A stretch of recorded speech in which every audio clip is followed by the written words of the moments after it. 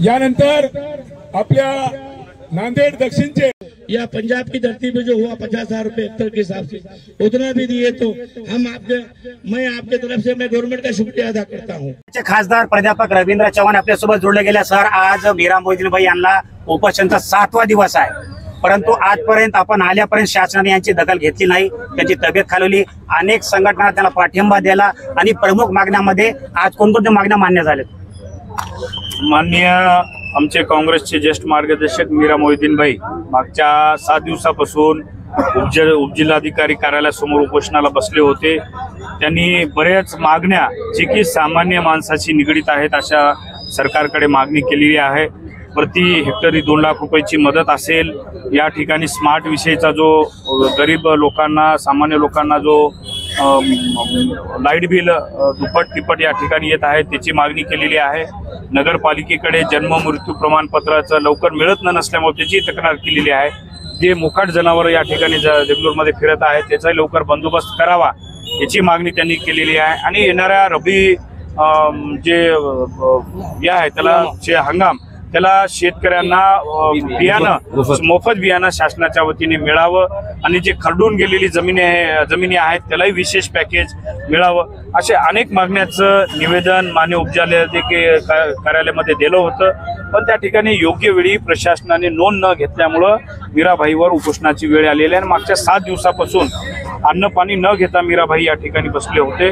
आज मी असेल या भागाचा खासदार म्हणून आमचे जिल्हाध्यक्ष हनुमंतरावजी पाटील बेटनपुरेकर असतील, आमचे मोगलाजी अण्णा सिरसटवर असतील आणि सर्व कार्यकर्ते मंडळी मिळून अनु पाटील जे उपजिल्हाधिकारी आहेत, आपल्या नगरपालिकेच्या सीओ मॅडम आहेत, तिथले तहसीलदार आहेत आणि लाईट विभागाचे ई आहेत, ते प्रत्यक्ष इथं आले होते आणि त्यांनी लेखी या ठिकाणी जे मीराबाईंनी मागणी केली होती ती लेखी आश्वासन त्या ठिकाणी दिलेलं आहे। या ठिकाणी नगरपालिकेच्या मॅडमने सांगितले की सगळ्या मागण्या तुमच्या आम्ही पूर्ण करू आणि जे स्मार्ट मीटर विषय असेल ते इथले जे ई आहेत आणि डिप्टी इंजिनियर आहेत त्याच्यामध्ये थोडासा संभ्रम निर्माण आहे की बा स्मार्ट विषय मीटर बसू द्यायचं का न कारण जन आक्रोश बघता आणि जनतेमध्ये अशी इच्छा नाहीये की स्मार्ट मीटर त्या ठिकाणी महावितरण बसवावं, कारण त्याचं कारणही तसंच आहे की ज्या सामान्य कुटुंबाला पहिल्या मीटरचं 2000 बिल येत होतं, आता त्याच स्मार्ट मीटरचं 5000 पेक्षा दुप्पट तिप्पट बिल अधिकचं येते। त्यामुळं स्मार्ट मीटर नेमकं काय आहे हे काय भानगड आहे अजून सामान्य लोकांना समजलं नाही आणि लाईट बिल जास्त असल्यामुळं स्मार्ट मीटरवर प्रश्नचिन्ह उपस्थित होणं हे स्वाभाविक आहे। आणि अनु पाटील साहेबांनी सांगितले की आपल्या ज्या मागण्या आहेत शेतकरी कर्जमाफी असेल, पीक विमा असेल, ते मी माननीय कलेक्टर महोदय असेल किंवा शासन स्तरावर या ठिकाणी पोहोचण्याचं काम माझ्या मार्फत करणार आहेत। आणि मीराबाईने आज या ठिकाणी उपोषण मागे घेतलेलं आहे।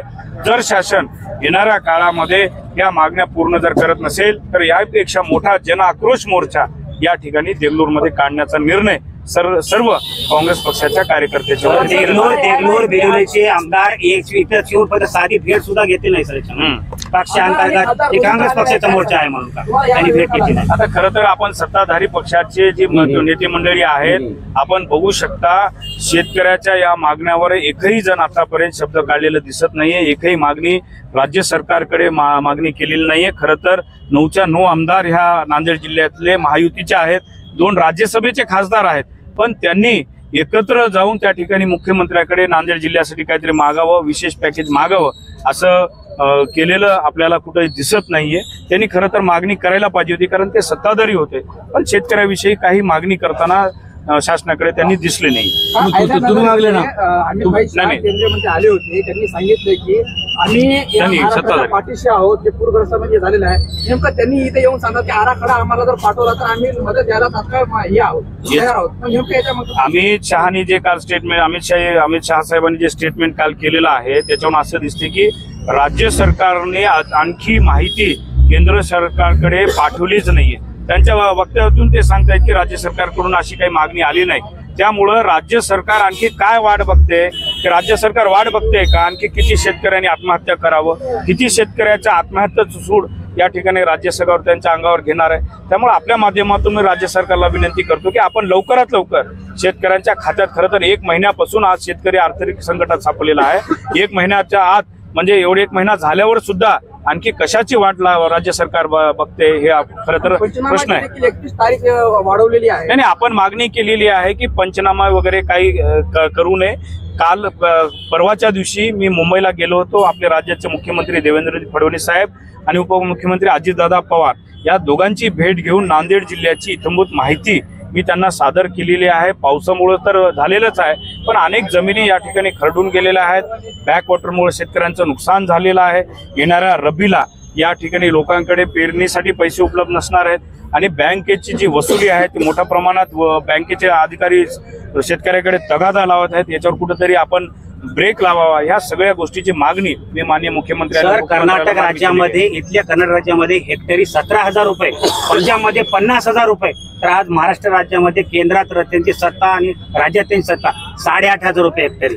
आपण बघू शकता की जेव्हा 2005-06 मध्ये असाच प्रकारचा मोठा पाऊस आला होता तेव्हा तत्कालीन काँग्रेसचे पंतप्रधान मनमोहन सिंग स्वतः नांदेड जिल्ह्याच्या दौऱ्यावर हवाई पाणीला आले होते. मुख्यमंत्री विलासरावजी देशमुख, शिवराजजी पाटील चाकूरकर ही सर्व मंडळी येऊन हवाई पाहणी करून तात्काळ शेतकऱ्यांना 15 दिवसाच्या आत त्यावेळेस मदत केलेली सर्व नांदेड जिल्ह्यालाही आज या ठिकाणी आठवते. पण या राज्य सरकारने किंवा केंद्र सरकारने एखादी समिती या ठिकाणी पाठवायला पाहिजे होती. केंद्र समिती या ठिकाणी पाहणी जेव्हा जेव्हा दुष्काळजन्य ओला दुष्काळ असेल का कोरडा दुष्काळ असेल तेव्हा आपल्यालाही आठवत असेल की एक केंद्र शासनाची समिती येते. यांनी एक समिती पाठवायची सुद्धा तसदी केंद्र सरकारने किंवा राज्य सरकारने घेतलेली दिसत नाहीये. याच्यावरून राज्य किंवा केंद्र सरकार शेतकऱ्याविषयी किती आस्था आहे याच्यावरून दिसून येतं. सर राज्यसभेत प्रश्न मांडतील का? सर, स्वर्गीय वसंतराव चव्हाण साहेबांनी असं म्हटलं होतं की ते जेव्हा निवडून आल्यानंतर प्रत्येक तालुक्यामध्ये एक जनसंपर्क कार्यालय काढेल, जनतेच्या जे काही प्रश्न आहेत ते मी मांडणार आहे.